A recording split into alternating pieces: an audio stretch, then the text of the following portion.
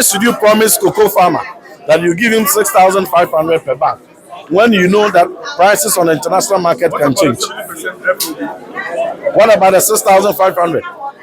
That is a promise you give to the cocoa farmers and scam them. I come from a cocoa growing area. As Sinkruwa, all of us were born into cocoa farming. If you have ever been to cocoa farm before, if you have ever harvested cocoa before, if you have ever, we my dear friend in Samson, so in Samson, so now so where to cocoa da, so what's what cocoa da, so when you look cocoa muda, and you understand the pride of Ghanaians. You sit in a crowd, you give promises, and then you disregard the promises because none of you is involved in cocoa farming. So insensitive. Is it because of the promise? So people is selling at 200. Go and explain to the farmers that you can promise them and take them for granted. What do you make of the microeconomic indicators? GDP growth, inflation rate, GDP growth. Let me correct one thing. The first time Ghana's GDP hit the $100 billion bracket, equivalent to 1 trillion cedis, was under President Ntim Fordjour in 2024. That was the first time, and that must be corrected. But what shall it profit President Mahama when you have inflation down, when you have exchange rate down, and yet the rising cost of living is rendering households poorer?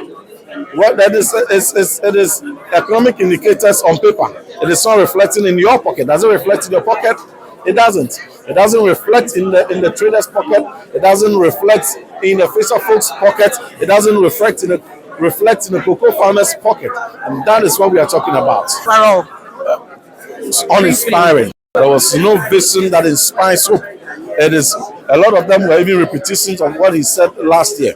For instance, last year he said that plans are far advanced for the acquisition of offshore patrol vessels. Today he repeated the same line. Plans are far advanced for the acquisition of offshore patrol vessels.